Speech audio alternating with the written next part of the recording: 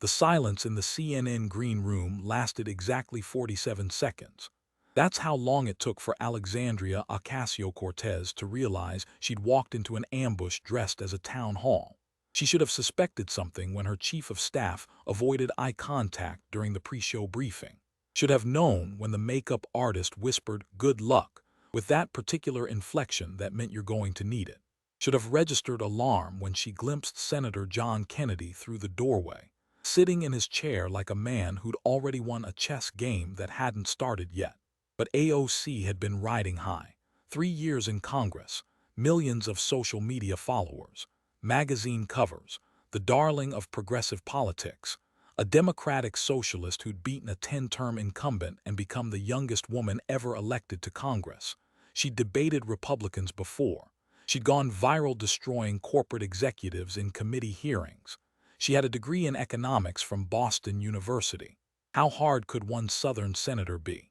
The answer was waiting for her on stage, sipping coffee from a mug that said "Capitalism Works" in cheerful red letters. Kennedy had planned this for months. Not the debate itself, CNN had arranged that, but everything else.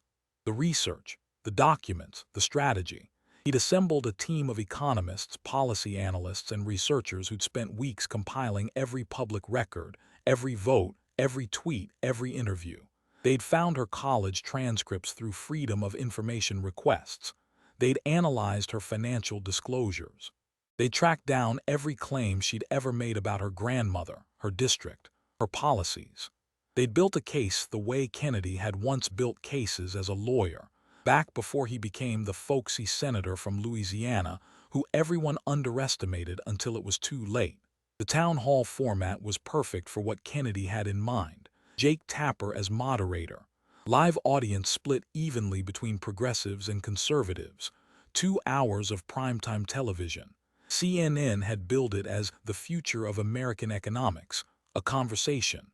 Kennedy had privately called it something else, a public autopsy of economic illiteracy. The stage lights were brutal, professional-grade LEDs that turned the set into a fishbowl where every bead of sweat would be visible in high definition. AOC walked out to applause from her half of the audience. She wore a navy blazer and white blouse, professional but approachable, the uniform of the serious young politician. Her hair was perfect, her makeup camera-ready. She carried a leather portfolio that probably contained talking points she'd never get to use. Kennedy was already seated. He didn't stand when she entered, didn't acknowledge her with more than a slight nod.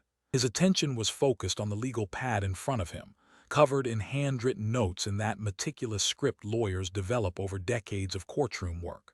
To his right sat 3 manila folders, edges perfectly aligned. His coffee mug was positioned at exactly 10 o'clock on the small table beside him. Everything about his posture suggested a man settling in for a long, satisfying evening of work. The audience quieted. Tapper welcomed everyone and explained the format. Each would make opening statements. Then they'd tackle specific policy topics with time for back and forth. Audience questions would come in the final segment. Simple, clean, plenty of room for substantive discussion. What Tapper didn't know was that Kennedy had no intention of following that format. He was going to turn this into something else entirely. AOC delivered her opening statement smoothly. She talked about growing up in the Bronx, her father, the small business owner, working as a bartender and waitress, understanding the struggles of working families because she'd lived them. She pivoted to policy, Medicare for all, the Green New Deal, taxing the wealthy, canceling student debt. Her voice had that practiced cadence of someone who'd given this speech hundreds of times. The progressive side of the audience loved it. They clapped at all the right moments. A few people even stood. Kennedy waited until the applause died. Then he waited 5 more seconds, long enough for the silence to become noticeable, long enough for people to start wondering why he wasn't speaking, long enough for the cameras to catch AOC's smile starting to look uncertain. When he finally spoke, his voice was so soft Tapper had to lean forward to hear him. That was real nice, Representative. Real inspiring. Made me want to stand up and cheer myself. He paused, took a sip of coffee. But before we get into all these big plans about remaking the American economy, I wonder if you could help me understand something. See, I'm just a country lawyer who somehow ended up in the Senate, and my education wasn't as fancy as yours. So maybe you could educate me and everyone watching at home about something real basic." He looked up from his legal pad. The smile on his face was the warmest, friendliest expression imaginable. "Could you define inflation for me? Just the basic economic definition, so we're all working from the same understanding." The trap wasn't in the question. The trap was in what came next. AOC didn't hesitate. Inflation is when prices increase across the economy, typically because of corporate greed and price gouging. Companies raise prices to increase their profit margins, especially in industries without adequate competition. Kennedy nodded slowly. "That's interesting. That's definitely a theory about what causes inflation. But I asked you to define what inflation is, not what causes it, the actual economic definition. You took Introduction to Macroeconomics at Boston University, right?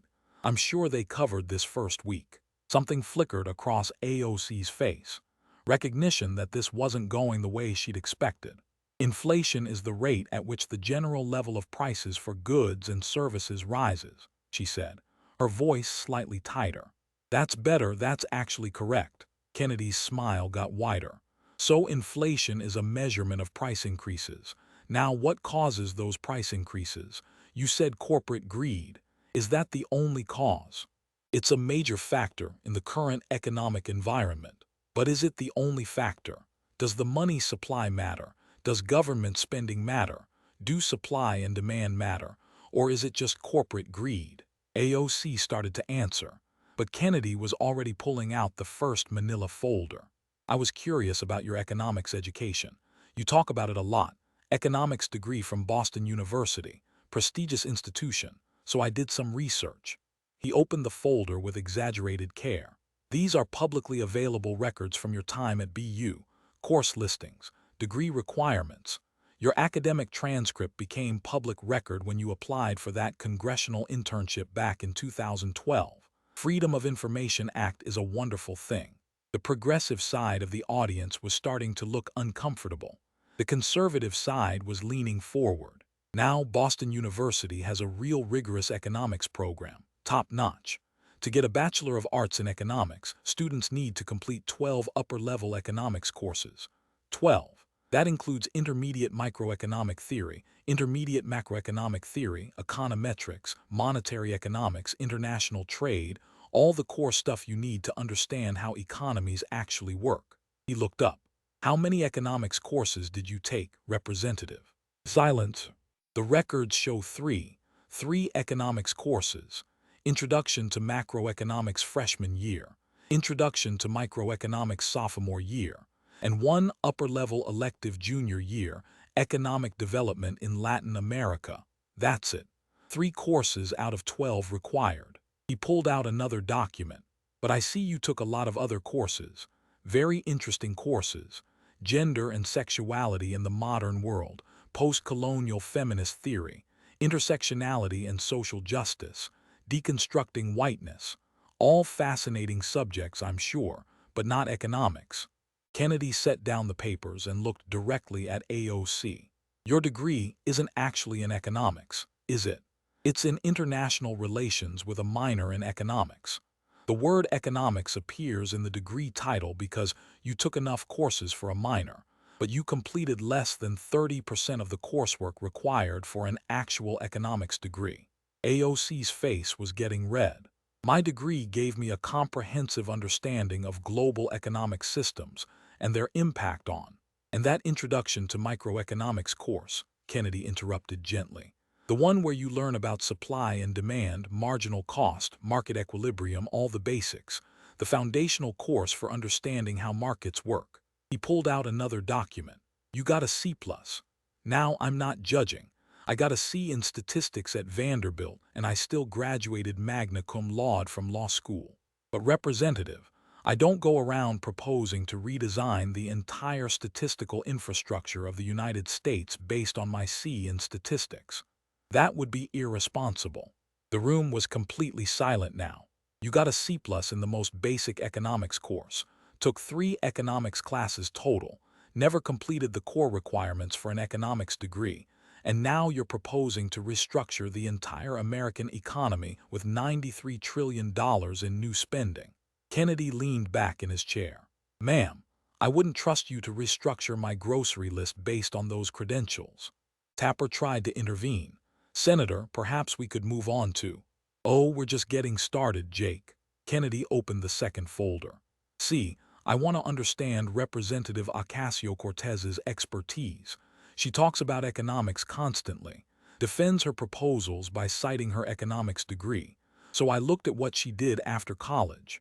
You know, to see how she applied all that economic knowledge. He pulled out a timeline.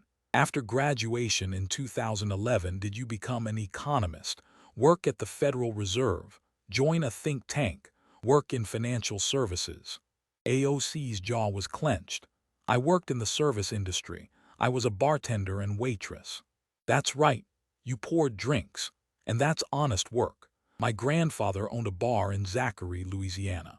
I respect service industry work. But representative, mixing a margarita is not the same as understanding monetary policy. Remembering drink orders is not the same as analyzing labor markets. Balancing a cash register is not the same as evaluating fiscal multipliers. Kennedy's voice remained friendly, conversational, but every word was a scalpel cut. So you took 3 economics courses, got a C+ in the most important one, never worked a single day in any economics-related field, and now you're here telling America how to run the economy. You have less economics education than a first-year MBA student. You have less practical economics experience than an entry-level analyst at any bank in New York, but you're confident enough to propose spending more money than exists in the federal budget. He closed the folder. That's not expertise. That's the Dunning-Kruger effect in a pantsuit. The conservative half of the audience erupted. The progressive half sat frozen. AOC tried to respond, but her voice came out shaky. Economics isn't just about formulas and graphs. It's about understanding how policies affect real people. No, ma'am. Kennedy's voice cut through like a blade. That's sociology, that's political science. Those are important fields, but they're not economics. Economics is about how resources are allocated, how incentives drive behavior, how markets clear, how money supply affects prices. It's quantitative, it's mathematical, it's analytical, and you didn't study it. You studied around it. He leaned forward. You know who understands how policies affect real people? The 25,000 people in your district who didn't get Amazon jobs because you killed that deal without understanding basic economics. They understand real well. And that's when Kennedy opened the third folder. The Amazon HQ2 debacle. Kennedy had been saving this. Let's talk about Amazon. November 2018. Amazon announces they're bringing their second headquarters to Long Island City in Queens, your district. 25,000 jobs. Average salary $150,000 per year. $3 billion in tax incentives over 10 years. You remember this. AOC's face was stone. That was corporate welfare. We were going to give $3 billion to the richest man in the world. Kennedy held up his hand. Stop, right there. That sentence. That exact sentence is why we need to have this conversation. He stood up, walked to a whiteboard that had been set up on stage. Nobody had known what it was for. Now they were about to find out. Everyone watching, I need you to understand something crucial. Tax incentives are not cash. He wrote it on the board in large letters. Representative Ocasio-Cortez genuinely thought, that New York State had $3 billion sitting in a bank account that they were going to hand to Amazon. She thought that money existed and could be spent on other things if Amazon didn't come. He turned to AOC. That's not how it works, is it? Can you explain to everyone what a tax incentive actually is?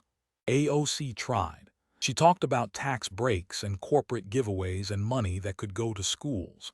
Kennedy let her finish, then gently corrected her like a professor with a struggling student who'd misunderstood the entire assignment. A tax incentive means Amazon would pay less in taxes than they otherwise would have. The key phrase is than they otherwise would have. If Amazon doesn't come to New York gets $0 from Amazon. Zero. Because Amazon isn't there. You cannot spend $0. If Amazon comes to New York with incentives, New York gets some tax revenue from Amazon, just not as much as they would without incentives. But some is more than zero. He wrote numbers on the board. Economists, real ones with better grades than C+, analyzed this deal. Amazon would have generated approximately $27 billion in tax revenue over 10 years. The incentives would have cost $3 billion. That's a net gain of $24 billion. $24 billion that could have gone to schools, subways, infrastructure.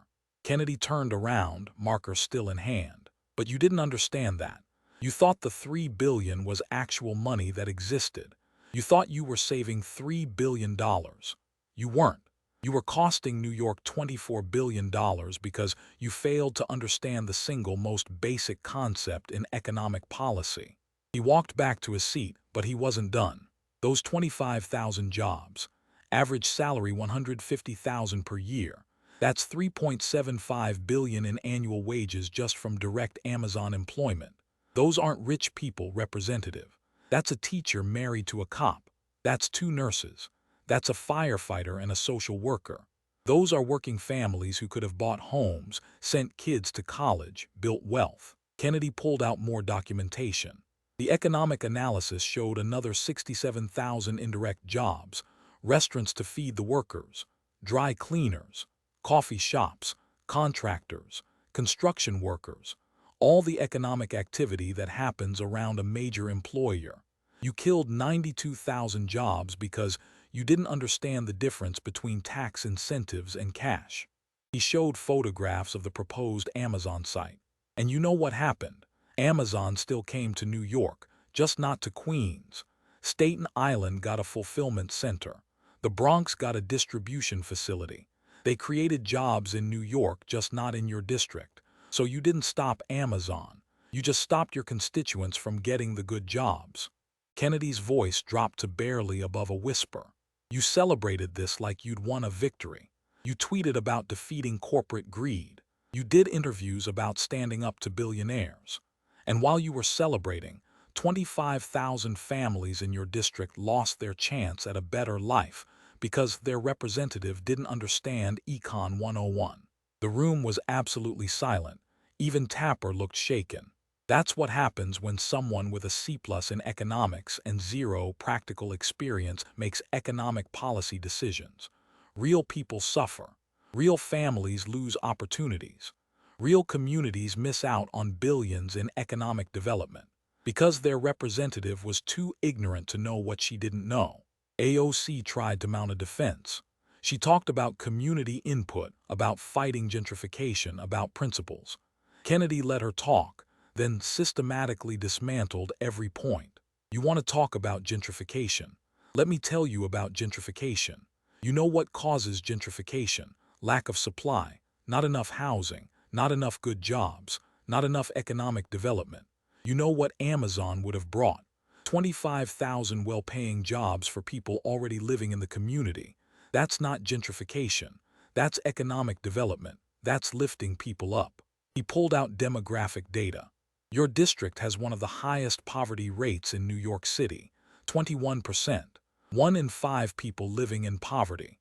You know what would have helped them? Jobs paying $150,000 per year. But you killed those jobs because you didn't understand the policy you were opposing. Kennedy gathered his papers. And before we move on, I want everyone to understand something. This isn't a policy disagreement. This isn't conservative versus progressive. This isn't capitalism versus socialism. This is competence versus incompetence. This is knowledge versus ignorance. This is understanding economics versus pretending to understand economics while making decisions that hurt real people. He looked at AOC. You can have any economic philosophy you want.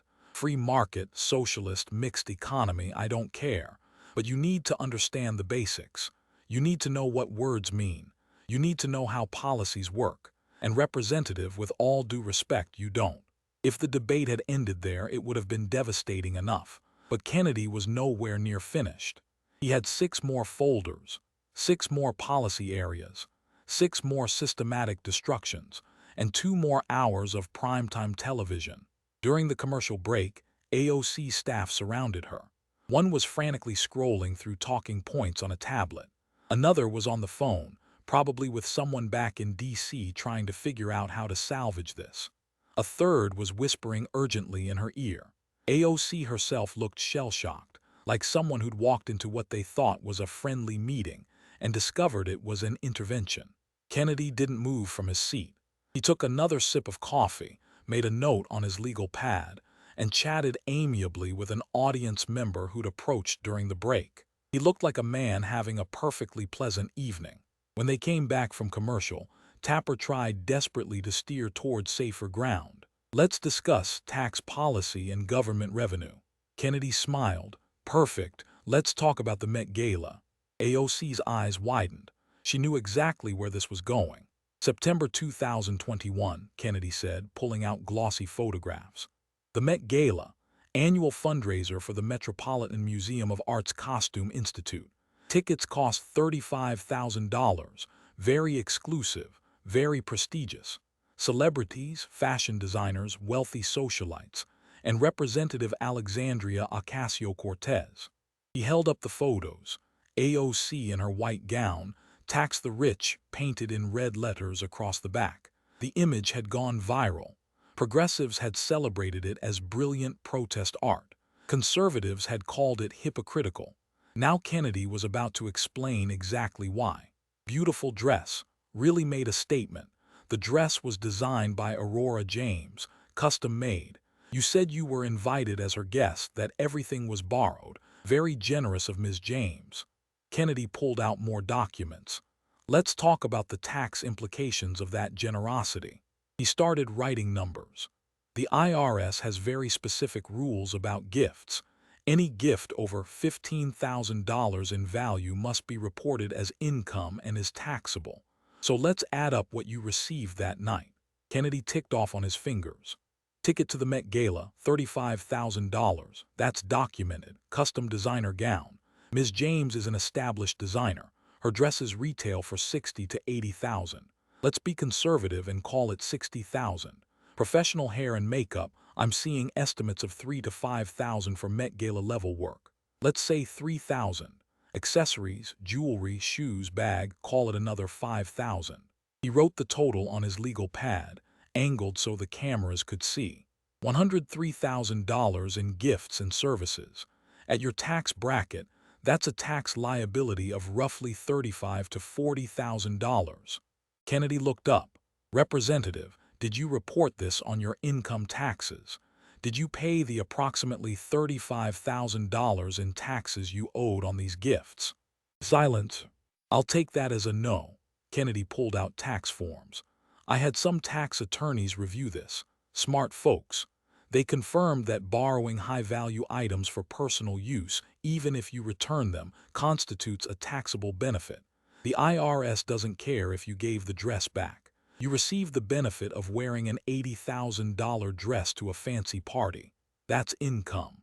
He leaned back. "So let me make sure I understand. You wore a dress that said 'tax the rich' to a party where tickets cost more than most Americans make in a year. You received over $100,000 in goods and services, and you didn't pay taxes on any of it." Kennedy's voice dripped with mock concern.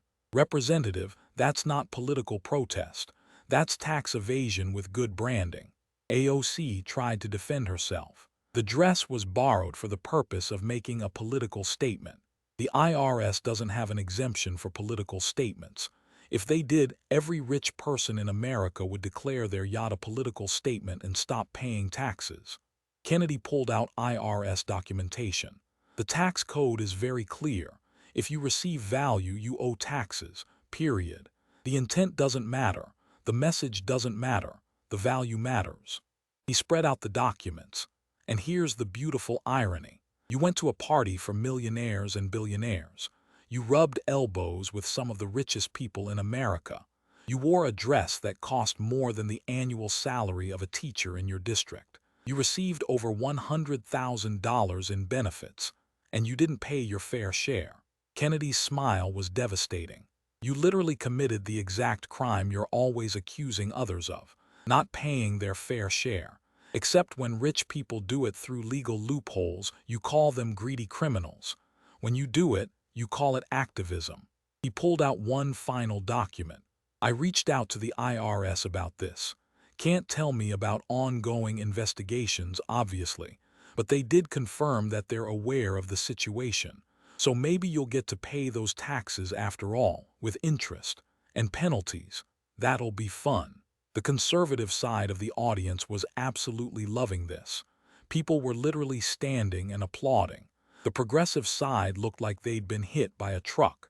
This wasn't partisan spin. This wasn't opinion. This was documented tax liability that their champion apparently hadn't paid. But here's what really bothers me, Kennedy said, his voice getting serious. It's not the hypocrisy. Politicians are hypocrites. We all know that. It's the arrogance. The breathtaking arrogance of going to a party for the ultra-rich, accepting $100,000 in gifts, not paying your taxes, and then lecturing working Americans about their moral obligation to pay their fair share. He pointed at the photos. A union electrician making $60,000 a year pays every penny of their taxes. The IRS makes sure of it. It comes right out of their paycheck. They can't avoid it. They can't defer it. They can't write it off. They pay. But you, making $174,000 a year, in the top 10% of American earners, you get a $100,000 night out and you don't pay a dime in taxes on it. Kennedy's voice was rising now. That electrician can't claim their work clothes are a political statement. That nurse can't say her scrubs are borrowed. That teacher can't declare his classroom supplies a tax-free gift. They pay. Every penny. But you get to attend elite parties, wear designer gowns, and pretend you're one of the working class while enjoying benefits that 99% of Americans will never experience. And you don't pay your taxes. He gathered the photos. So yes, Representative, tax the rich. Start with yourself. The room erupted again. Tapper had completely lost control of the debate. This had become something else entirely. A systematic exposure of hypocrisy backed by documents, receipts, and tax law. AOC's face was bright red. Her handlers were probably having panic attacks backstage. Kennedy took another sip of coffee and opened his next folder. Now let's talk about your voting record on small business. If AOC thought the worst was over, she was catastrophically wrong. Kennedy was just building momentum. Representative, you talk a lot about helping working people, about economic justice, about giving everyone a fair shot. Beautiful rhetoric. I'm moved, truly. Kennedy's voice was dripping with sarcasm now. So I was curious. I wanted to see how you vote when it comes to actually helping the working people you claim to represent. Specifically, small business owners, the backbone of the American economy. He pulled out a voting record analysis. Since you entered Congress in January 2019, there have been 19 bills specifically designed to help small businesses. Tax relief, regulatory reform, access to capital, pandemic assistance. 19 different opportunities to help the bodega owner, the family restaurant, the local bookstore, the small manufacturing shop. Kennedy looked up. Want to guess how many you voted for? Silence. 2. You voted yes on 2 out of 19. That's a 10.5% support rate for small business legislation. 90% of the time, when there was an opportunity to help small businesses, you said no. He pulled out specific bills. H.R. 1994, the Small Business Relief Act of 2020, provided targeted tax relief for businesses with fewer than 50 employees. You voted no. H.R. 7010. Paycheck Protection Program extension during COVID, helped small businesses keep employees on payroll during lockdowns. You voted no. H.R. 2877, reduced regulations on small business loans. You voted no. Kennedy looked at her. Why? These weren't corporate giveaways. These were specifically for small businesses. The restaurant down the street, the family dry cleaner, the local hardware store. Why did you vote against helping them? AOC tried to respond. Those bills contained provisions that would have benefited large corporations. No, ma'am. Kennedy was ready for this. I read every single one of these bills. I had my staff analyze them. These were clean bills, targeted at businesses with fewer than 50 employees. Some of them had thresholds even lower. Businesses with fewer than 20 employees. You can't get much more small business than that. He pulled out more devastating data. Let's talk about COVID. During the pandemic, your district lost 3,478 small businesses, permanently closed, gone forever. You know how many big chains closed? Target stayed open. Walmart stayed open. Amazon didn't just stay open, they made record profits. Kennedy's voice got harder. You supported extended lockdowns. You supported keeping businesses closed. You posted pictures of yourself staying home, ordering from Amazon. And while you were safe in your apartment ordering from Jeff Bezos, 3,478 small businesses in your district died. He showed economic data. These weren't faceless corporations, these were families. The Rodriguez family ran a restaurant for 30 years, closed. The Chen family owned a dry cleaning business, closed. The O'Brien family had a bookstore, closed. 40 years of accumulated family wealth gone. And you know who filled that space? Amazon, Walmart, the big corporations you claim to oppose. Kennedy leaned forward. You supported the policies that killed small businesses while helping Amazon. You voted against the bills that would have saved them. And now you have the audacity to call yourself a champion of working people. He pulled out more documentation. Let's talk about your policy proposals. You support a $15 federal minimum wage with no exceptions for small businesses. No regional adjustments. No phase-in for small employers. Just a hard mandate. $15. Kennedy showed economic analyses. Economists across the political spectrum, even left-leaning ones, agree this would cost approximately 1.4 million jobs. Most of those losses would be at small businesses. You know why? Because Walmart can afford $15 an hour. Target can afford it. Amazon already pays more than that. But the family pizza place can't. The independent coffee shop can't. The small retail store can't. He stood up. You've never run a business, have you, representative? Never had to make payroll.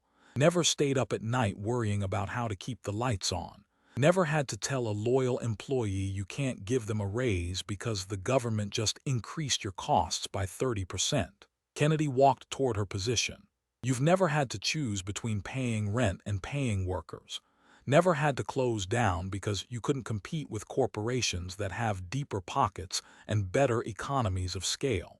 Never experienced any of the things small business owners face every single day. He pointed at her. But you vote on policies that affect them. You vote to raise their costs. You vote to increase their regulatory burden. You vote to help their big corporate competitors. And you do it while calling yourself a champion of the working class. Kennedy pulled out final statistics. Since you took office in January 2019, small business formation in your district is down 37%. Small business closures are up 62%. The number of people employed by small businesses in your district has dropped by 11,300. He let those numbers sink in. 11,300 jobs, gone. Those are real people, real families, real paychecks that disappeared while you were posting on Instagram about fighting for workers. Kennedy turned to the audience. You know what those 11,300 people are doing now? Some are unemployed. Some moved out of the district. Some are working at Amazon fulfillment centers, making less money, fewer benefits, no ownership stake, no opportunity to build something, just punching a clock for Jeff Bezos. He walked back to his seat. Your father was a small business owner. He ran an architecture firm, took risks, built something, created jobs. He understood what it meant to make payroll, to compete, to survive in the market. Kennedy sat down. And somehow his daughter grew up to become the most dangerous person in Congress for small businesses. Your policies have killed more small businesses than COVID. The silence was crushing. Even AOC's most ardent supporters in the audience couldn't defend this. The numbers were too stark, the consequences too clear. You want to help working people? Kennedy asked quietly. Stop killing their jobs, stop raising their costs. Stop voting for policies that help Amazon destroy its competition. Start understanding that working people don't just work for corporations. They work for themselves. They own businesses, they take risks, they build things, and your policies are destroying them.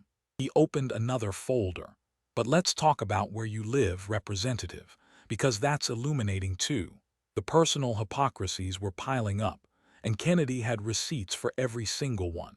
Washington, D.C., beautiful city. I've lived here part-time for years now. Love it. Where do you live when you're in D.C., Representative? AOC knew she was trapped. I have an apartment in Navy Yard. Navy Yard, very nice neighborhood, up and coming. Let's talk about your building.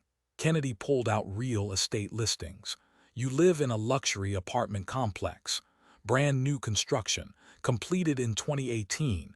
Beautiful building. I looked it up. Got the brochure right here. He started reading amenities.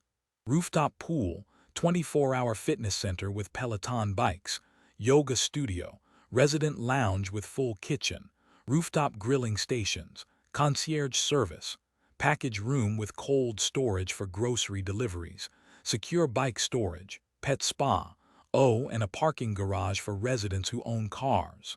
Kennedy looked up. What's the rent on a place like this? I checked current listings. One-bedroom units run $3,000 to $4,000 per month. Two bedrooms go for $4,000 to $6,000. That's expensive. But hey, you make a good salary. You can afford it. No judgment. He pulled out more documents. Here's what's interesting. Your building is exactly the kind of development you've opposed in your own district. High-end, luxury amenities, market-rate rents, new construction that increased property values in the neighborhood. Kennedy showed photographs. In 2019, a developer proposed a similar building in Long Island City.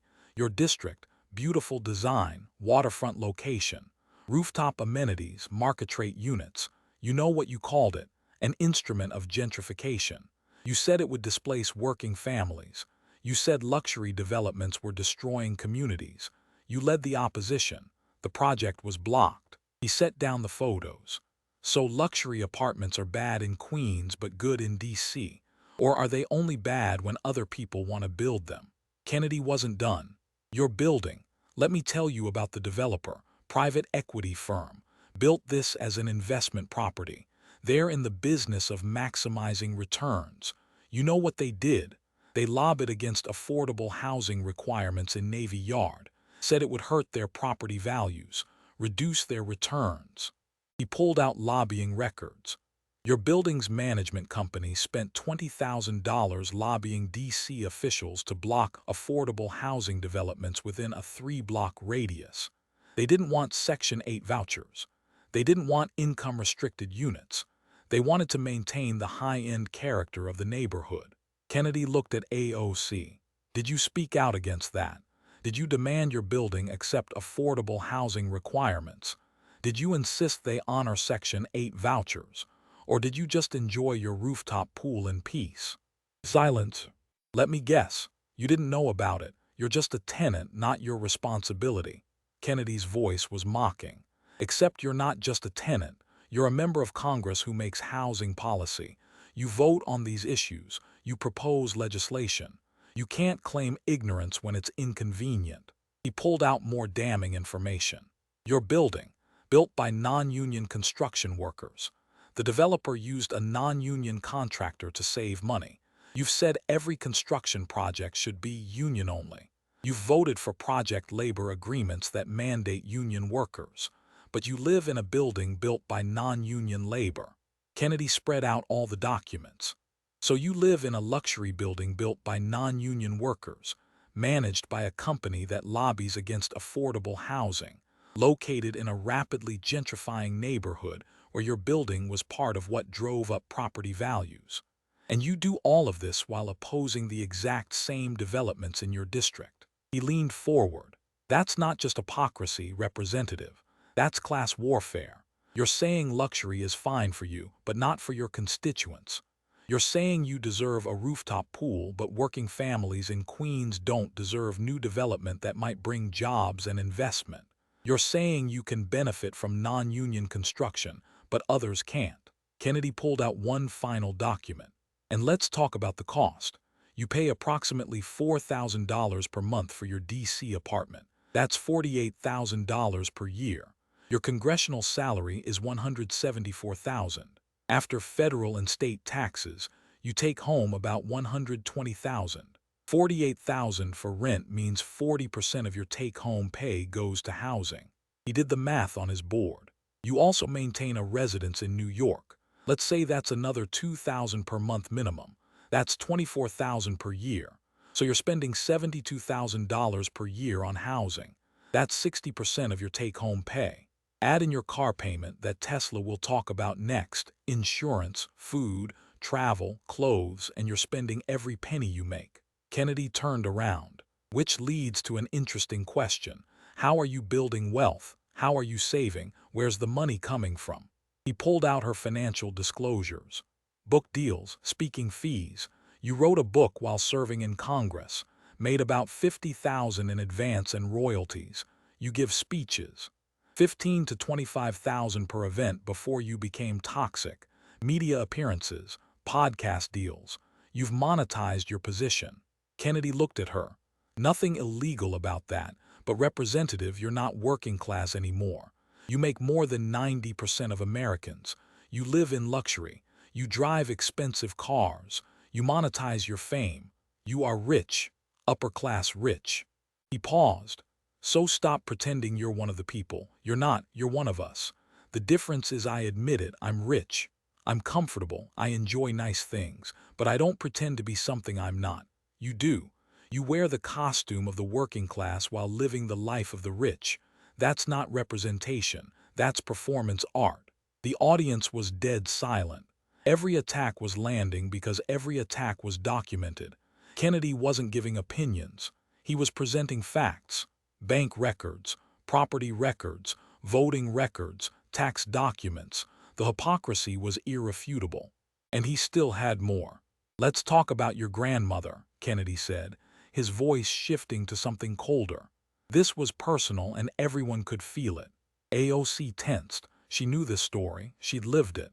She probably knew how bad it was about to get. Hurricane Maria. September 2017. Devastated Puerto Rico. Terrible tragedy. 3,000 deaths. Billions in damage. Infrastructure destroyed. People suffered. Really suffered. Kennedy's voice was somber. You spoke about this often. Your grandmother lived in Puerto Rico. You said she was struggling. No power, damaged roof, terrible conditions, very moving. He pulled out tweets. June 2021, almost 4 years after the hurricane, you tweeted about your grandmother still living in terrible conditions. Quote, "It's been nearly 4 years since Hurricane Maria. My abuela still doesn't have a roof. Trump paid billions to abuela-proof buildings. What happened to the money?" End quote. Kennedy held up the tweet printout. You blamed the Trump administration, said it was a disgrace, posted pictures showing what you said was your grandmother's house, damaged roof, water damage. You were very emotional, very compelling. People were concerned. He pulled out news coverage. Conservative commentator Matt Walsh saw your tweets. He's not someone you like, I know. He said some harsh things about you. But he saw your tweet and he did something. He organized a GoFundMe campaign, specifically for your grandmother, to fix her roof, restore power, whatever she needed. Kennedy showed the GoFundMe page. He raised $104,000 in less than 24 hours. Over 1,000 people donated, regular Americans who saw your grandmother's suffering and wanted to help. They didn't care about politics. They just wanted to help an elderly woman living in terrible conditions. He looked at AOC. Matt Walsh contacted your office to arrange delivery of the funds. You know what you did. Silence. You refused the money. Your office put out a statement, called it a stunt, said it was offensive, said you didn't need help from conservatives. $104,000 from people who wanted to help your grandmother. And you said no because it came from the wrong people politically. Kennedy's voice was getting harder. Then reporters went to Puerto Rico. They wanted to check on your grandmother, see how she was doing. You know what they found. He pulled out photographs. The house was fine, repairs had been done, roof was intact, power was working. Your grandmother was living comfortably. She told reporters she was okay. That family had helped her, that she had what she needed. Kennedy set down the photos. So let me understand this. You told millions of people your grandmother was suffering in terrible conditions 4 years after the hurricane. You blamed the government. You blamed Trump. You made it a national story. People responded with compassion. They raised over $100,000 to help. He paused. And you rejected the help because it was politically inconvenient, because accepting it would mean admitting that conservatives could be compassionate, because taking money raised by Matt Walsh would hurt your brand. Kennedy's voice was shaking with anger now. Then it came out that your grandmother was fine anyway. The suffering you described was exaggerated at best, fabricated at worst. You used your own grandmother's situation, real or imagined, for political points. You turned an elderly woman into a prop, and when actual help was offered, you rejected it because your political image mattered more than her well-being. He pointed at AOC. That's not advocacy, that's exploitation. You exploited your own grandmother's perceived suffering for political gain. You lied about her conditions to attack your opponents. And when you got caught, when people called you out, you didn't apologize. You didn't clarify. You just stopped talking about it and hoped people would forget. Kennedy pulled out more tweets. You never thanked the people who donated. You never acknowledged their compassion. You never explained why you rejected help for your grandmother. You just let the story die while keeping the political benefit of having looked like you cared. He sat down. Your grandmother deserved better. The people who donated deserved better. The people of Puerto Rico who actually suffered deserved better than to have their tragedy turned into your political prop. But you don't care about that, do you? You care about the narrative, the image, the brand, not the people. The room was completely silent. This wasn't policy debate anymore. This was character assassination. Justified, documented character assassination, but devastating nonetheless. AOC looked like she might cry. Her staff had stopped trying to coach her. There was no coming back from this. Kennedy had systematically destroyed her credibility, her expertise, her policy positions, and now her character. And he had one more round loaded. Let's talk about the future of American energy policy, Kennedy said, pulling out his largest folder yet. The Green New Deal, your signature legislation, the thing you're most known for besides bartending and Twitter. Let's examine this masterpiece of policy making. He pulled out a thin stack of papers, held together with a single staple. This is the Green New Deal, House Resolution 109, 14 pages. I've read Chinese takeout menus with more detail. I've read assembly instructions for Swedish furniture that were more comprehensive. 14 pages to redesign the entire American economy. Kennedy flipped through it. Let me tell you what's in here. Promises, beautiful soaring promises. Get to net zero greenhouse gas emissions in 10 years. Guarantee a job with family-sustaining wages for all people. Provide all people with high-quality health care. Provide all people with affordable, safe, and adequate housing. Strengthen and protect the right of all workers to organize. That's just page 1. He kept reading. Upgrade all existing buildings in the United States for maximum energy efficiency. Work with farmers to eliminate pollution from the agricultural sector. Overhaul transportation systems to eliminate pollution, which includes eliminating air travel and replacing it with high-speed rail. Build out smart grids. Ensure all electricity comes from clean, renewable, zero-emission sources. Kennedy looked up. Ambitious, I'll give you that. You know what's not in here? A single dollar amount. Not one cost estimate, not even a rough guess. Just promises, big, beautiful, impossible promises. He pulled out economic analyses. So I asked some economists to estimate the cost. The American Action Forum, center-right group, said $93 trillion over 10 years. The Heritage Foundation, conservative group, said the same. Even liberal think tanks like the Roosevelt Institute estimated at least $50 trillion. Let's be really generous and split the difference. Call it $70 trillion over 10 years. Kennedy wrote it on his board. That's $7 trillion per year for 10 years. The entire federal revenue for 2023 was $4.4 trillion. Every penny the government collects from income taxes, corporate taxes, payroll taxes, everything. Your plan costs more per year than the entire federal government takes in. He turned around. How do you pay for it? AOC started her answer. Tax billionaires, close corporate loopholes, modern monetary theory. Kennedy let her talk for exactly 30 seconds, then interrupted. Let's do the math. Total wealth, not income but total accumulated wealth, of all American billionaires combined is approximately $4.5 trillion. If we confiscated all of it, every single penny, left them all completely destitute, we could fund your plan for 7 months. Then what? He continued. Corporate tax loopholes. Let's say we close all of them, wave a magic wand and corporations pay every penny of tax on every dollar earned. Might generate an extra 100 billion per year. We're still short 6.9 trillion. Where's that coming from? Kennedy pulled out more data. Modern monetary theory, just print the money, that's your answer. Print $7 trillion per year.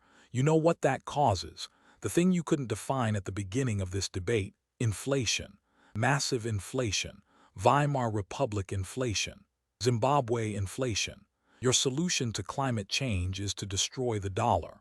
He showed historical examples. Every time in history, every single time a government has tried to print unlimited money to pay for massive programs, it has ended in economic catastrophe. Not sometimes.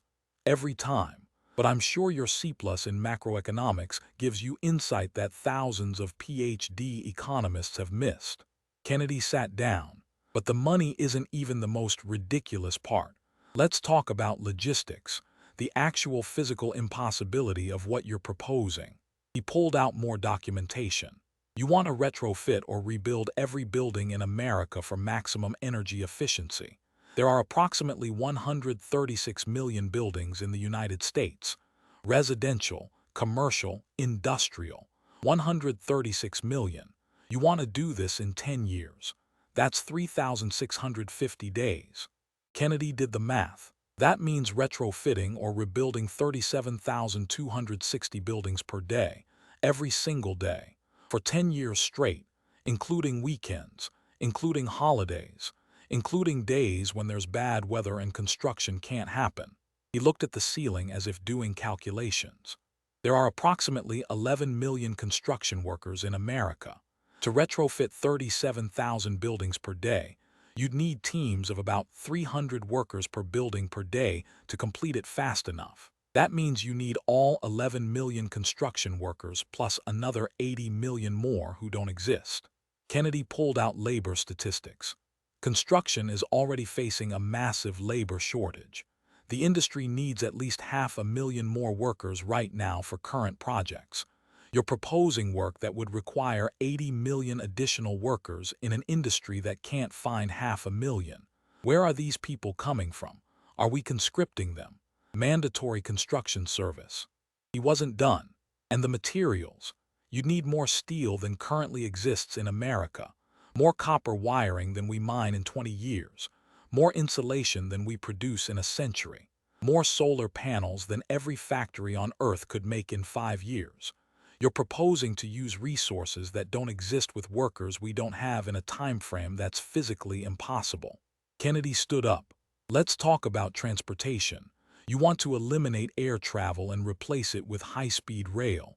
Air travel, the thing that makes America connected, the thing that allows people to cross the country in 5 hours. You want to replace that with trains. He pulled out a map. The distance from New York to Los Angeles is 2,448 miles. The fastest high-speed rail in the world, China's Shanghai Maglev, goes 268 miles per hour. That's a 9-hour train ride in the absolute best-case scenario. More realistically, accounting for stops and speed restrictions, it's a 14-hour trip. Kennedy spread the map on the table.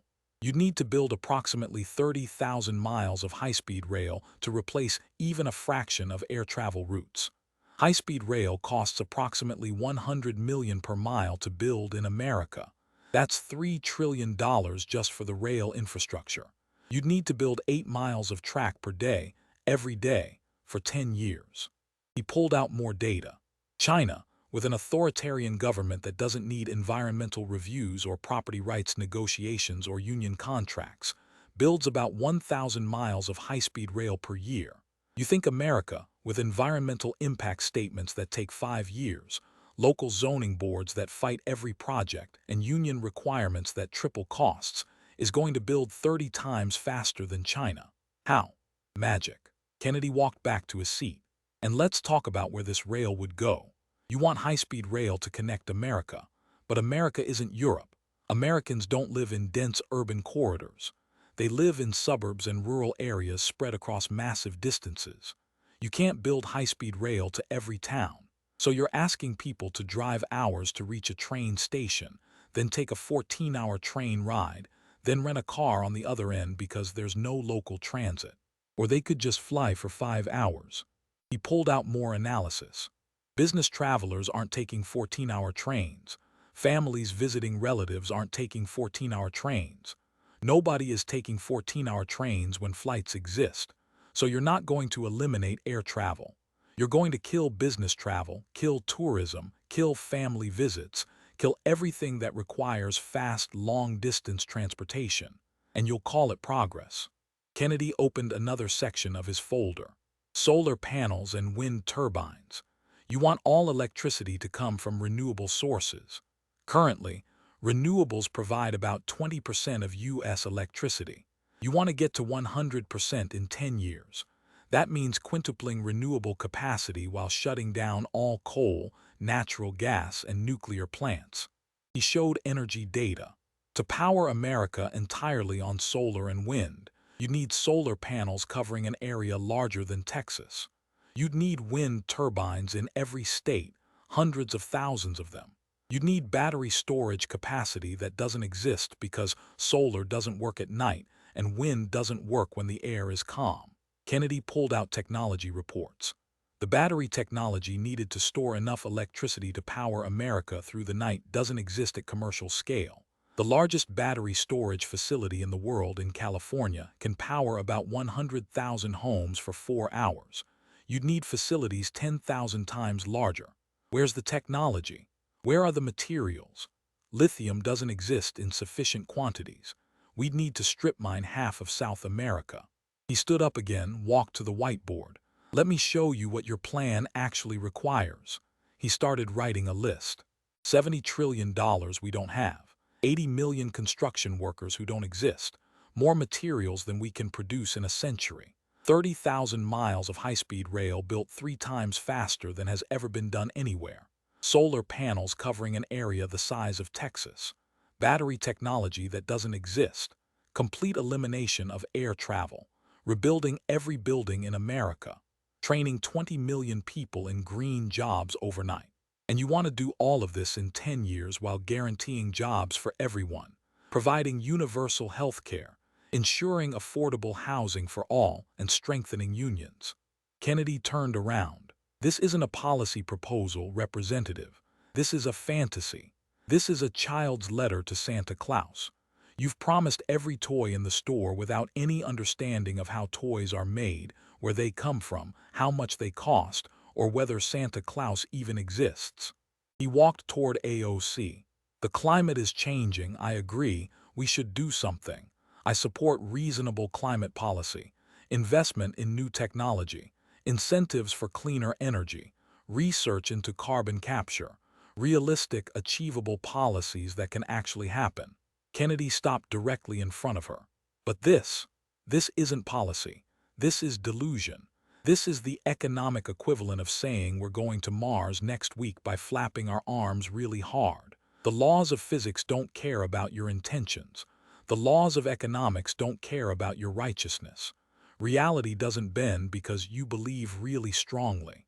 He returned to his seat. You wrote 14 pages of wishes and called it legislation. You proposed the impossible and called it necessary. You ignored every expert who told you it couldn't be done and called them pessimists. And worst of all, you convinced millions of young people that this fantasy is real, that it's achievable, that we're just one election away from building paradise. Kennedy's voice got quiet. That's not leadership, Representative. That's fraud. You're selling dreams you can't deliver. You're making promises you can't keep.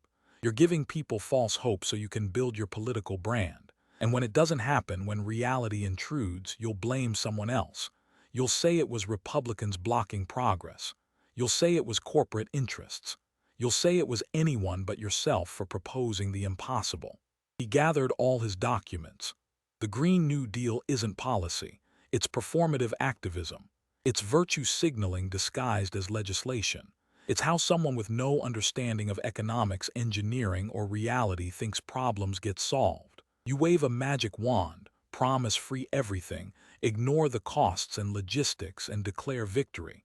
Except that's not how the world works. And the fact that you think it does proves everything I've said tonight about your complete lack of qualification for this job. The audience didn't know whether to applaud or sit in stunned silence. Most chose silence. This had gone beyond political debate. This was systematic destruction of a political figure's credibility, expertise, and judgment. Every attack backed by evidence. Every criticism supported by data. Devastating and irrefutable. Tapper looked at his notes, realized nothing he'd planned to discuss mattered anymore, and made a decision. We're going to take audience questions now. Kennedy smiled. This should be fun. The first question came from the progressive side. A young woman, probably mid-20s, stood up nervously. Senator Kennedy, you've been very critical of Representative Ocasio-Cortez tonight. But aren't you just defending a system that benefits people like you while hurting working families? Isn't she fighting for the people you're fighting to keep down? Kennedy's smile didn't falter. Ma'am, I appreciate the question. It's a fair one. Let me ask you something. Do you work? Yes, I work at a nonprofit. Excellent. Who pays your salary? We get grants and donations. From whom? Mostly private foundations and individual donors. So wealthy people and organizations funded by wealthy people pay your salary. The young woman hesitated. I guess so. If we confiscated all the wealth from billionaires to pay for the Green New Deal, where would your nonprofit's funding come from? Silence. See, that's the problem with thinking the rich are just hoarding money like dragons. That money doesn't sit in a vault. It's invested in businesses that employ people. It's donated to nonprofits like yours. It's used to start new companies, fund research, build things. When you destroy that wealth, you don't help working people. You eliminate the capital that creates their jobs. Kennedy leaned forward. I'm not fighting to keep anyone down. I'm fighting to prevent bad policies from hurting everyone. Representative Ocasio-Cortez killed 25,000 jobs in her district. I didn't do that. She did, with policies she thought were helping working people. That's the problem with economic illiteracy. It hurts the people you're trying to help. The next question came from the conservative side. An older man, probably a small business owner based on his question. Senator, you talked about Representative Ocasio-Cortez's record on small business. Can you explain more about how minimum wage increases hurt small businesses specifically? Kennedy nodded. Absolutely. Let me use a real example. There's a family-owned pizza place in my district. Been there 40 years. They employ 12 people. Most are part-time workers, students, people getting job experience. They pay between $9 and $12 an hour depending on experience. He pulled out a napkin and started calculating. If we mandate $15 an hour federal minimum wage, this pizza place's labor costs go up about 40%. They can't raise prices 40%. People won't pay $13 for a slice of pizza. So what are their options? Kennedy ticked off on his fingers. 1. Cut hours. Instead of 12 employees working 30 hours a week, now 8 employees work 40 hours. 4 people lose their jobs. 2. Raise prices and lose customers to chains that can absorb the cost better. 3. Invest in automation. Replace workers with ordering kiosks and reduce staff. 4. Close down. He looked at the questioner. Notice that all 4 options hurt workers. That's what happens when you mandate wages above productivity levels. You don't help workers. You eliminate their jobs. And the people most hurt are the ones with the least experience, the least education, the people who most need entry-level jobs to build skills. Kennedy's voice got passionate. Walmart can afford $15 an hour. They'll survive. Might even support the increase because it kills their competition. The family pizza place, they can't. So the minimum wage becomes a big business protection act. It helps corporations by eliminating small competitors. And Representative Ocasio-Cortez doesn't understand this because she's never run a business, never made payroll, never had to choose between paying employees and paying rent.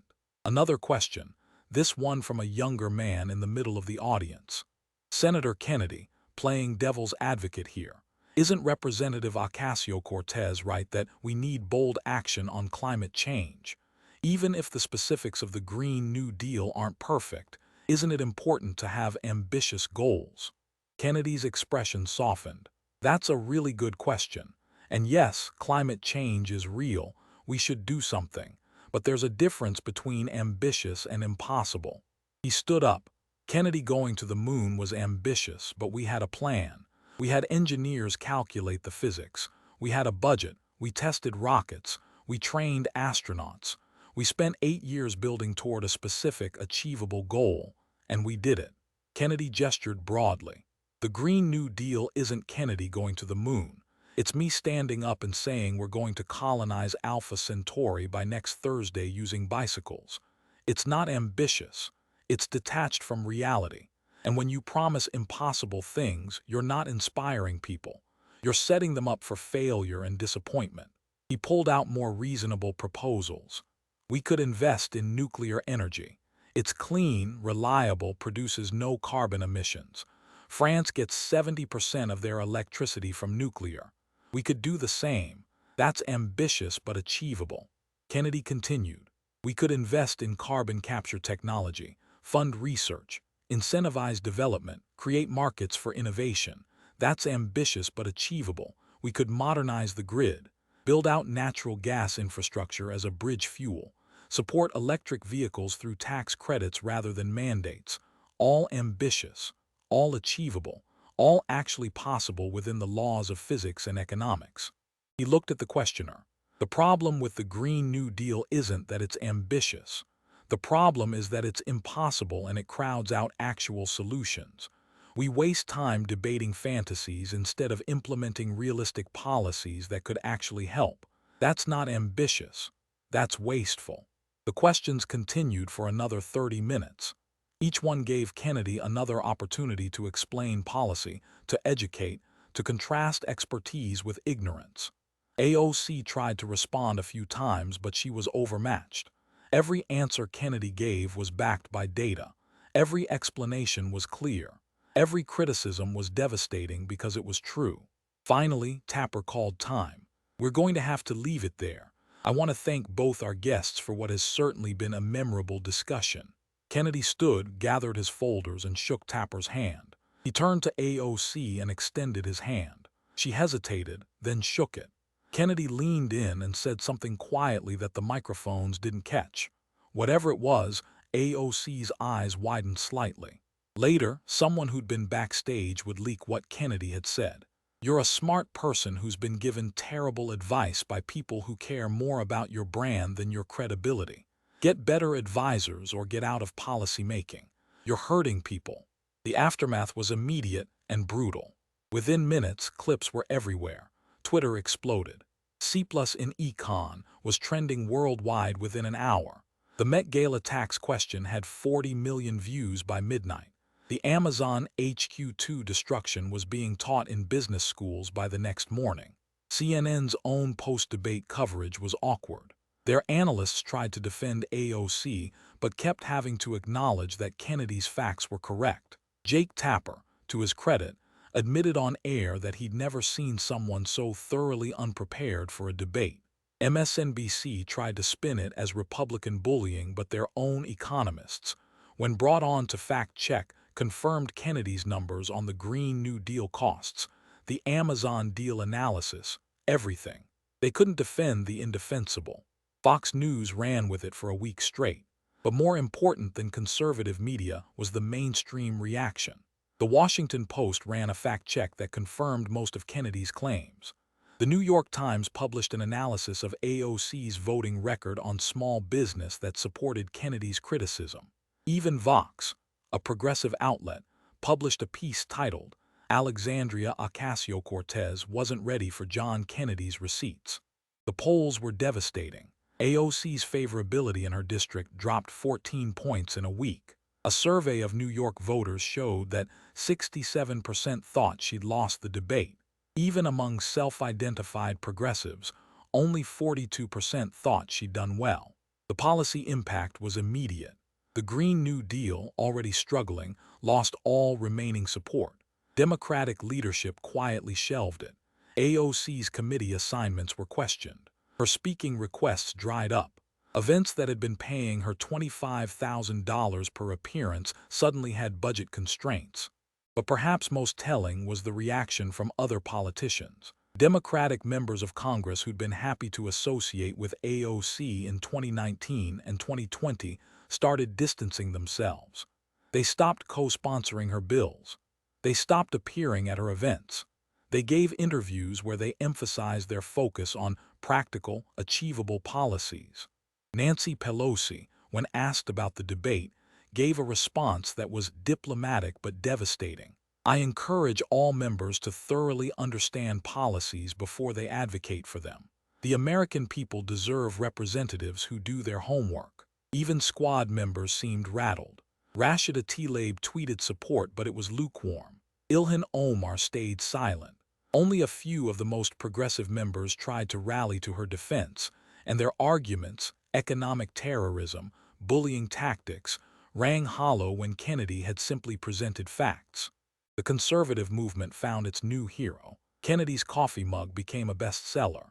I Heart Suit Capitalism mug sold 200,000 units in a week, with proceeds going to small business relief funds. His calm, polite, devastating style of debate became the model. Conservative commentators analyzed the debate frame by frame, teaching tactics. Universities invited him to speak. Business schools used the debate as a case study in evidence-based argument. More importantly, moderate Democrats started citing Kennedy as proof that you could oppose progressive policies without being racist or heartless. They used his arguments about the Amazon deal, about small business, about practical policy making.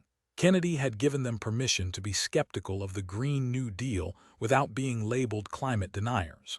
6 months later, AOC was a shadow of her former self. She'd retreated to social media where she could control the narrative. Her legislation went nowhere. Her media appearances were rare and carefully scripted. She'd stopped doing live interviews. The influencer who'd become a congresswoman was becoming just an influencer again. A primary challenger emerged. Maria Santos, a small business owner with an actual economics degree and 15 years of experience in her district. Her first campaign ad opened with a clip from the Kennedy debate, AOC unable to define inflation, followed by Santos. Your representative should understand economics. I do. I've lived it. The polls showed Santos competitive. Democratic Party donors started backing her. AOC's invincibility in her district was gone.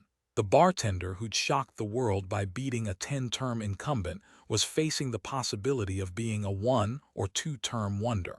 Kennedy, meanwhile, had become one of the most sought-after voices in American politics. His Senate colleagues deferred to him on economic policy. His amendments actually passed. His speeches on the Senate floor were watched. He transformed from a folksy Southern senator who made funny remarks into a serious policy voice with moral authority. When asked about the debate months later, Kennedy remained characteristically modest. I just presented facts and asked questions.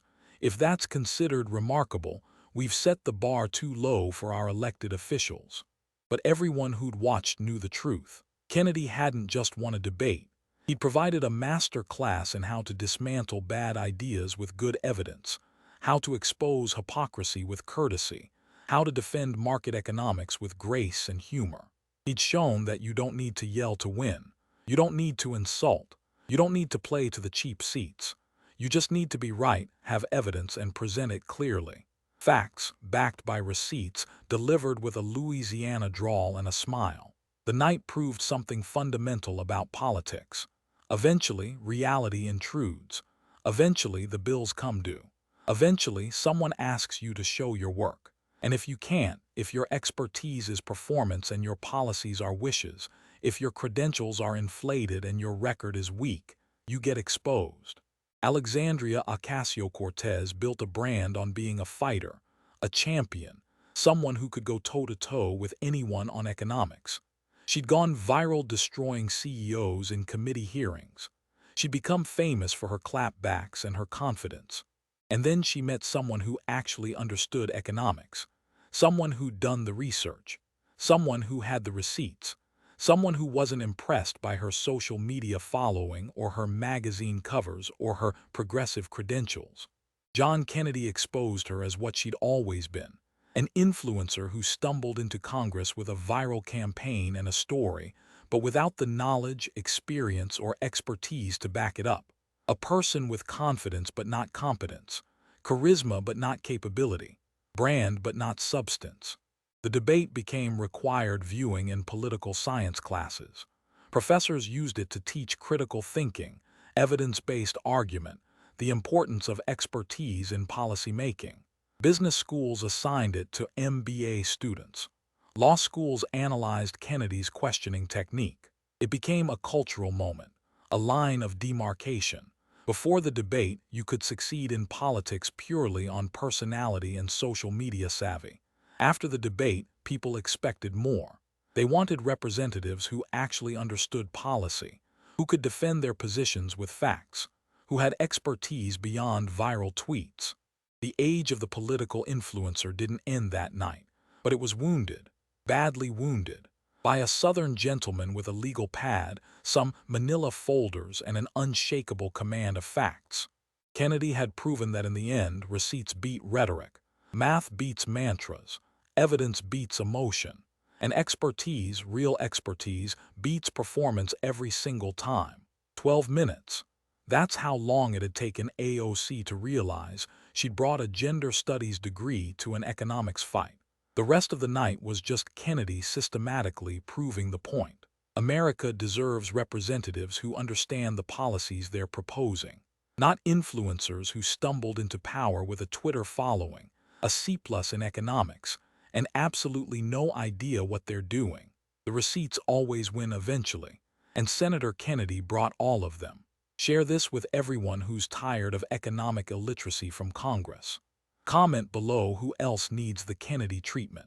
Because if there's one thing this debate proved, it's that competence matters, credentials matter, and eventually, someone's going to ask you to show your work. And you better have more than 14 pages of wishes and a viral tweet.